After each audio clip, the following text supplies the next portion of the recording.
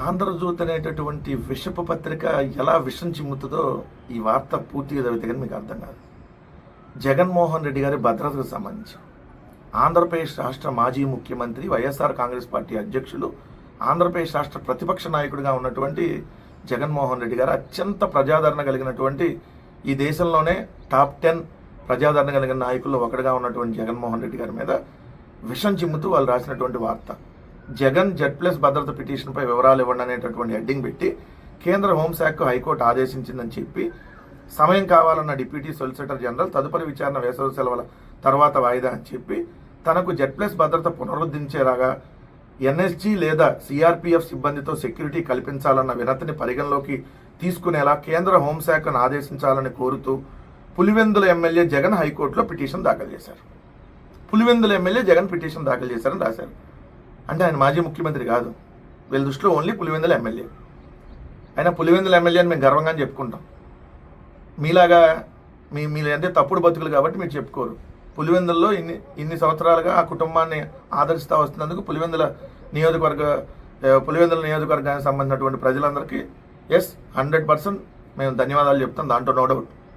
కానీ జగన్మోహన్ రెడ్డి గారు పులివెందుల ఎమ్మెల్యేతో పాటు ఆంధ్రప్రదేశ్ రాష్ట్ర ప్రతిపక్ష నాయకుడు, ఏదైతే వైఎస్ఆర్ కాంగ్రెస్ పార్టీ అధ్యక్షులు, మాజీ ముఖ్యమంత్రి చంద్రబాబు నాయుడు గారు కుప్పానికి ఎమ్మెల్యే అని చెప్పుకోవడానికి సిగ్గుపడుతున్నాడు. ఎందుకంటే ఆ కుప్పాన్ని మున్సిపాలిటీ చేయాల, ఆ కుప్పాన్ని రెవెన్యూ డివిజన్ చేయాలి ఆయన హయాంలో.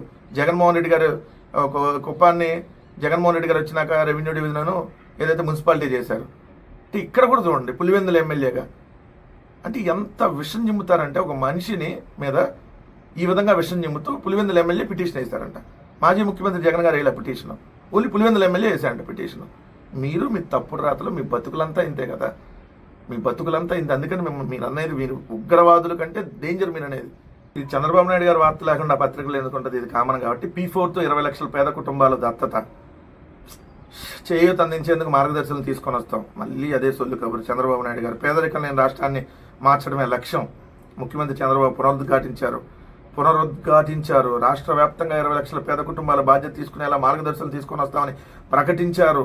P4 కార్యక్రమాన్ని శ్రీకారం చుట్టారు, అందిస్తామన్నారు, దత్తత తీసుకున్నారు, బంగారు కుటుంబానికి చేయూత అందించారు అని రాస్తూ మళ్ళీ జూలై 10 కల్లా హంద్రీనివాకు సంబంధించినటువంటి నీళ్లను ఇస్తానని చెప్పి చెబుతూ హంద్రీనివా విస్తరణ జూలైలోగా ఈ నెల 10నే నేను వచ్చి నీరు విడుదల చేస్తా, ఈ ప్రాజెక్ట్ పూర్తయితే రాయలసీమలో 6 లక్షలు. ప్రతిసారి ముఖ్యమంత్రిగా ఉన్నప్పుడు చంద్రబాబు నాయుడు గారు చెప్పేది హంద్రీనివా పూర్తి చేస్తా, హంద్రీనివా పూర్తి చేస్తా. హంద్రీనివా నువ్వు ఎప్పటికి 4వ ముఖ్యమంత్రి, ఇప్పుడు వెళ్ళినా ఇదే స్టేట్మెంట్ ఉంటుంది. అధికారులతో కలిసి హంద్రీనివా కాలువలను పరిశీలిస్తున్నటువంటి చంద్రబాబు నాయుడు వైకాపా ప్రభుత్వంలో రూపాయి కూడా ఖర్చు పెట్టలేదు. ఇక జగన్మోహన్ రెడ్డి గారి మీద పడి ఆడటమే. జగన్మోహన్ రెడ్డి గారు ఎందుకు ఖర్చు పెట్టలే? 2 ఏళ్ళు కోవిడ్ ఉన్నా కూడా జగన్మోహన్ రెడ్డి గారు ప్రాజెక్టులకు సంబంధించినటువంటి దాంట్లో చాలా వేగవంతంగా పనిచేయాలనేటటువంటి నిశ్చయంతో వెళ్ళారు, ఖర్చు పెట్టారు. దానికి సంబంధించి అవి పూర్తి అవడానికి ఒకే సంవత్సరంలో కావు కదా. మీరు 4 సార్లు ముఖ్యమంత్రిగా ఉన్నప్పుడే పూర్తి, కానీ ఈ జగన్మోహన్ రెడ్డి గారు ఒకసారి ముఖ్యమంత్రిగా వస్తే అట్లా పూర్తి అవుతాయి. ఇక్కడ కూడా జగన్మోహన్ రెడ్డి గారి మీద విషయం చిమ్మేటట్టు అట్లా గతంలో ఎక్కడ చూసినా గుంతల రోడ్లు అంటే ఇప్పుడు ఎక్కడ గుంతల రోడ్లు లేవంట. వెళ్తారు, మీరు నాతో పాటు ఎవరిని వస్తారో తెలుగుదేశం కానీ ఇప్పుడు ఈ బ్రోకర్ పత్రికలు ఉన్నారు కదా, ఈ బ్రోకర్ పత్రికలు నడిపే వాళ్ళు వస్తారా, తీసుకెళ్ళి చూపిస్తా గుంటలో, ఆ గుంటలో ఎగిరి డ్యాన్సులు ఎదురు. కానీ విషపూరితమైనటువంటి వార్తలు మీరు జనాల మెదడులో అంతా ఇక్కడ ఏదో జరిగిపోయింది. ఎన్నికలు వస్తాయంటే జనం అంతా పక్క చూపులు చూస్తున్నారంట. ఇప్పుడు తెలుగుదేశాన్ని ఎన్నుకోవాలంట, పక్క చూపులు చూడకూడదంట. ఏది నువ్వు చేస్తున్నటువంటి ఈ గలీజు పాలనకి మళ్ళీ నిన్ను ఎన్నుకోవాలి. చెప్పులు తీసుకొని కొట్టుకోవాల్సిన పరిస్థితి ఏర్పడింది ఈరోజు. ఎవరు చెప్పాలి తీసుకొని ఎందుకు ఓటేసామరా బాబు ఈ ప్రభుత్వాన్ని కానీ కొట్టుకుంటున్నారు. ఆ విధంగా ఉంది పరిస్థితి. మిమ్మల్ని కొట్టలేక వాళ్ళు కొట్టుకుంటున్నారు. ఏం కర్మరా బాబు, ఈ 11 నెలలు అయింది ఇలాంటి గలీజు ప్రభుత్వాన్ని ఎన్నుకున్నామని చెప్పి ప్రజలందరూ ఈరోజు ఎవరి చెంపలు వాళ్ళు వాయించుకుంటున్న పరిస్థితిలో మళ్ళీ పక్క చూపులు చూడకుండా మళ్ళీ నిన్నే ఎన్నుకోవాలంట. ఈ పగలు తీసి 11 నెలల్లో 1,65,000 కోట్ల అప్పులు చేసి ఒక్క 11 ఒకటి ఇవ్వకుండా మళ్ళీ నిన్ను ఎన్నుకోవాలి. ఈ రాష్ట్రంలో రోజుకు ఒక హత్య జరుగుతూ ఉంటే నిన్నే ఎన్నుకోవాలి మళ్ళీ. కనీసం బుద్ధి జ్ఞానం ఉండాలి మాట్లాడతాను. జరగనటువంటి స్కామ్ని, లేనటువంటి స్కామ్ని ఉన్నట్టుగా చూపించేసి ఎలా కనికట్టు విద్యలు ప్రదర్శిస్తారో ఈ పత్రికలు. అంటే ఒకటి లిక్కర్ అనే దాని మీద ఒక కేసు పెట్టించారు. లిక్కర్ కేసు పెట్టించేసి లిక్కర్ స్కామ్ జరిగిందని వీళ్ళే ఎస్టాబ్లిష్ చేసేస్తారు. అసలు అక్కడికి వెళ్ళిపోయినాయి, ఓ రోజు తాడేపల్లికి వెళ్ళి అంటారు, ఓ రోజు బెంగళూరుకి అంటారు, ఓ రోజు దుబాయ్కి అంటారు, ఓ రోజు ఆఫ్రికా ఖండానికి వెళ్ళి అంటారు. వీళ్ళే రాసేస్తారు. రాసేస్తూ జగన్కి వెళ్ళిపోయినాయి, జగనే చెప్పాడని చెప్పి రాస్తూ ఇవాళ కూడా చూడండి. ఇక లిక్కర్ బాసుల వంతు ఇప్పటికే ఆ ముగ్గురు అజ్ఞాతంలోకి హైదరాబాద్లోని వారి ఇళ్లకు టీంలు ధనంజయ రెడ్డి, కృష్ణమోహన్ రెడ్డి, గోవిందప్పలకు నోటీసులు, రేపు విచారణకు రావాలని పిలిచిన సిట్టు. విశ్రాంత ఐఏఎస్ ధనంజయ రెడ్డికి నోటీసులు. వీరు ముగ్గురు మద్యం కుంభకోణం కేసులో కీలక నిందితులు.